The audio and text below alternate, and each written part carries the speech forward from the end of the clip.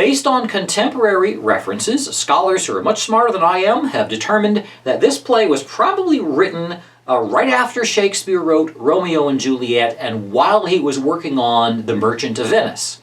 Now, when I was an undergraduate, because I was first exposed to Shakespeare's comedies and then his history plays and then his tragedies, I assumed that Shakespeare wrote them in that order, and I assumed that Shakespeare kind of like got better as he got older, so that I assumed that Shakespeare would have thought that his tragedies were better than his comedies. From what we can figure out, Shakespeare didn't necessarily think of his comedies as like an apprentice for the serious drama. Later critics may think that way, but that's not what little we know of the historical records show that Shakespeare was not necessarily composing plays in the order of light plays leading to tragic plays. We know Shakespeare usually borrowed his plots from somewhere, but scholars have not been able to find any one particular source that A Midsummer Night's Dream comes from. There are really four separate plots, interlocking plots, that each borrow bits and pieces from classical mythology. In Shakespeare's day, the people knew classical mythology kind of like the way you and I might know superheroes. It was just part of their popular culture. If someone today were to say, I'm going to go see a Western, even if you're not a fan of Western, you would expect horses and gunfights and a barroom brawl and riding off into the sunset. They're components of the Western that you're comfortable with, even if you're not necessarily knowledgeable about them. In a similar way, if we're going to go see a horror film or a romantic comedy, you kind of know the bits and pieces that are going to be in that play. Shakespeare's audience would have recognized bits and pieces from the Greek mythology that appear in A Midsummer Night's Dream.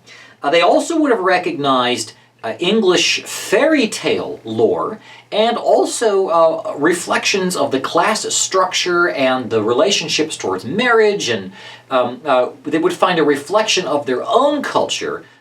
Shakespeare was not trying to realistically present ancient Greece. That doesn't mean that we can look at this play and find an historical record of what it was really like to live in Elizabethan times. Act 1 starts with the first of the four plots that I was going to talk about. The upcoming wedding of Theseus, who is the Duke of Athens, to Hippolyta, the Queen of the Amazons. And Elizabethans would have known that Theseus was famous for having defeated the Amazonian queen, the female warriors, and defeating her so soundly that he ended up marrying her. Says Theseus, I wooed thee with my sword, but I will wed thee in another key. Hippolyta and Theseus both seem to be anticipating their wedding in a harmonious way.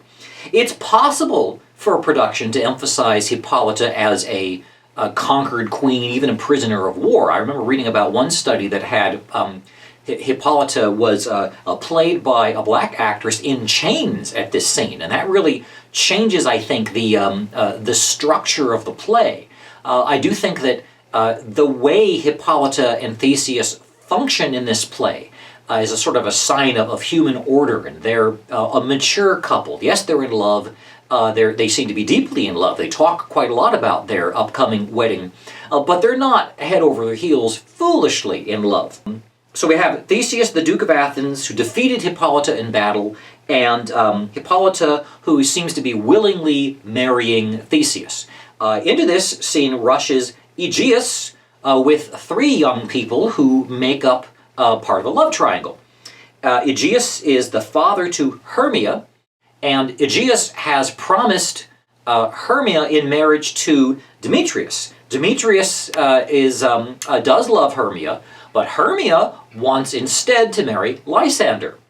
So Demetrius is pretty confident that having earned the father's approval, that that should be pretty much what he needs. Hermia should be willing to marry him. He says, "Relent, sweet Hermia, and Lysander, yield thy crazed title to my certain right." Lysander gets in a pretty good burn here. He says, "You have her father's love, Demetrius. Let me have Hermia's. Do you marry him? Okay. And now when it comes to defending the patriarchy, you might think that Duke Theseus, who, remember, he's famous in mythology for having defeated the queen of the Amazons, defeating her so much and marrying her, really taming her, you would expect that this kind of the local alpha male would come to the defense of the, of the father and the lover who are telling Hermia what her partner should be. But I think Shakespeare here gives one of his kind of trademark personality, his humanization technique, that he takes Theseus, who could be a one-sided, a symbol of the patriarchy, and he actually makes Theseus sympathetic. When Lysander, that's the one that Hermia wants to marry, Lysander points out that his rival Demetrius had previously pursued and won a different young noblewoman, Helena. And Helena is madly in love with Demetrius, but Demetrius threw Helena over in order to pursue Hermia. And Theseus kind of admits, yeah, I remember that, and I was meaning to talk to Demetrius about this. I kind of never got around to it. When Aegeus says either marry him or die, that's Aegeus' plan, and he figures the Duke will support him. The Duke actually points out that there's a third option. Hermia marries who her father says, Hermia is executed for disobeying her father, or she has the option to marry nobody. That is, take a vow of single life. And he gives her a deadline to decide. So yes, this story is set in this mythological past where the patriarchy is fully in charge, and Shakespeare chose to tell a story set in this patriarchal society that echoes elements of the patriarchal society of his own time. There was no law in Elizabethan England that a woman could be executed if she didn't marry who her father wanted her to. That's not something that Shakespeare's audience really lived through. So Shakespeare has carefully set up this story so that the young lovers are going to be sympathetic. We want the young lovers to escape the patriarchal society. Theseus ends this scene not with a threat, but he actually calls Aegeus and Demetrius and he says, come on, I want to talk to you about stuff. And what that means is that Theseus, after having heard that this father and this man are ordering this young woman to marry somebody she doesn't like, Theseus ends up orchestrating things so that the two young lovers stay on stage alone. We don't remember A Midsummer Night's Dream for the character of Theseus. He's really not all that remarkable in comparison to Shakespeare's other sort of sympathetic local duke figures, and he certainly does not go out of his way to subvert the law of Athens. But he does give Hermia and Lysander time to, alone together, to plan their escape, and that's really what we want. So that gives us a reason to question whether Theseus really fits the stereotype of the evil patriarchal alpha male. When the young lovers are alone together, of course, that's their okay boomer moment, and the dad and everybody else is off stage. The young lovers start planning their escape. And look what happens to the language. Hermia says, I swear to thee by Cupid's strongest bow, by his best arrow with a golden head, by the simplicity of Venus's doves, by that which kniteth souls and prospers loves, and by that fire which burned the Carthage queen when the false Trojan under sail was seen, by all the vows that ever men have broke, in number more than ever women spoke. In that same place thou hast appointed me, tomorrow truly will I meet with thee.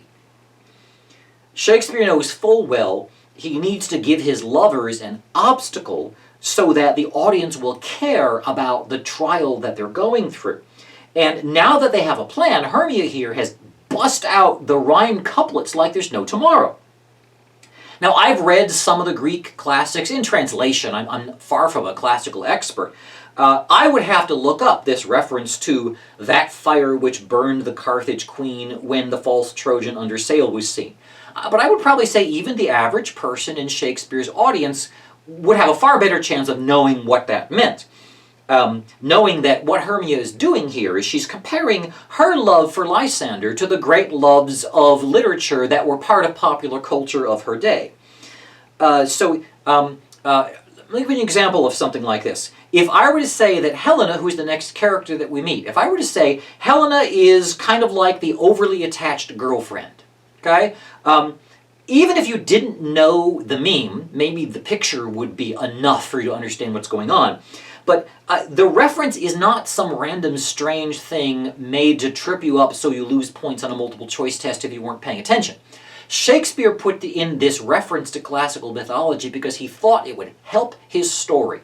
At any rate, what I can just do is remind you that Shakespeare is saying that Hermia believes that she's a character in a story and that her love for Lysander is as momentous and dramatic as the literary loves that she is bringing up.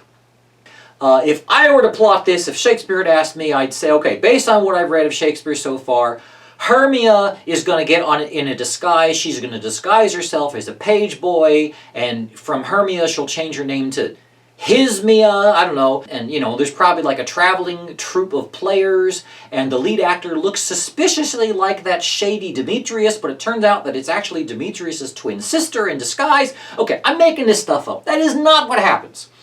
Instead of this crazy sequence of events happening to the lovers based on their own choices, Shakespeare is not done positioning things. I mentioned Helena shows up, and she's the fourth part of the love triangle, if that makes any sense. Helena, we knew in advance already, she loves Demetrius, who used to love her.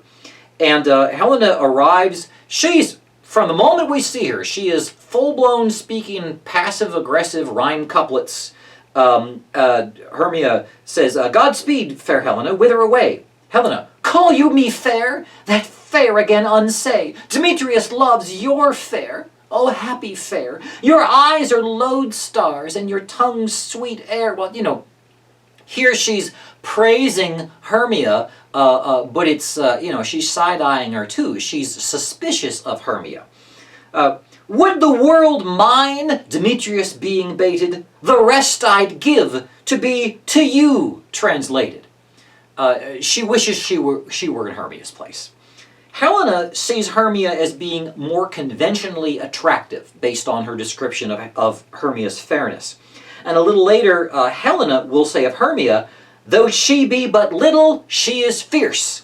And Hermia will call Helena a maypole. So there's a difference in height that directors usually kind of mime for some physical comedy. Here we have Helena saying, "Oh, teach me how you look, and with what art you sway the motion of Demetrius' heart. I frown on him, yet he loves me still. Oh, that your frowns would teach my smiles such skill." So, Hermia does everything right according to Helena, and Helena just wishes that she were Hermia. So Lysander and Hermia here tell Helena they're planning to run away, and they're suggesting that, well, once Hermia and Lysander have run away, maybe Helena will have better luck with Demetrius. So the two lovers part separate ways, promising to meet in a grove outside of town tomorrow night. And they leave Helena alone. And Helena, when she's alone, she kind of goes into a dark place. She convinces herself that she can win the love of Demetrius by telling him that Lysander and Hermia are planning to meet in the grove tomorrow. So the scene ends with the most immediate threat to the young lovers. It's not the crabby father, it's not the rival lover, and it's not Duke Theseus. The biggest threat to these lovers is actually Hermia's childhood friend and former playmate, Helena, who's going to rat them out. So scene 2 introduces our next set of characters. Peter Quince is a carpenter of Athens, and he's assembled a group of working class buddies of his to rehearse a play commissioned by the Duke for his wedding. So it's these are characters we just heard in the first scene, Theseus and Hippolyta talking about their wedding. These are characters who are doing entertainment for that wedding. It's a little bit of a loose plot connection, but you'll see what's going on here. The play they're talking about, they call it The Most Lamentable Comedy and Most Cruel Death of Pyramus and Thisbe. And Pyramus and Thisbe would have been probably as well known to Shakespeare's audience. That's a classical, a couple in classical mythology. To Shakespeare's audience, Pyramus and Thisbe were probably as popular in pop culture as Romeo and Juliet are to our culture. Okay. Anyway, so most notable among this group of amateur working class actors is the weaver Nick Bottom. And Bottom makes a big dramatic deal over the scene in which Quince is passing out the parts. Now, Shakespeare's professional actors are here really poking fun at the bragging boldness of this group of amateurs. And Bottom claims he's good enough to act. He's pretending to be, the actor playing Bottom is pretending to be an over-the-top bad actor. And you have to cast Bottom as a great comedian, and anything that Bottom says is funny. I mean, think somebody like Robin Williams or Will Smith. Just think of somebody who, Jack Black, anything that they say, they could make you laugh reading the phone book. That's the kind of character that you have to cast for Bottom. Anyway, as soon as Bottom is told he's playing the male romantic lead, he asks to play the female lead too. And he also asks to play the lion, who plays a significant part in the story of Pyramus and Thisbe. So again, here we have a comic actor. He says, "Let me play the lion too. I will roar, that I will do any man's heart good to hear me." And Quince says, if you do it so loud, you would fright the Duchess and the ladies, that they would shriek, and that were enough to hang us all. So the Bottom says, "Okay, I will aggravate my voice, so that I will roar you as gently as any suckling dove. I will roar you into any nightingale." So what does it sound like to roar as a lion gently? Find some humorous person to do something like that, and you can bring the house down with good comedy. Bottom is speaking prose. Remember, the lovers were speaking rhyme couplets when they were really excited? Bottom throughout is speaking prose. He is bland. He doesn't know that he's funny. He's not trying to be funny. He even misspeaks his words. So he says he's going to aggravate his voice. That's not the right word to mean, lighten your voice. Anyway,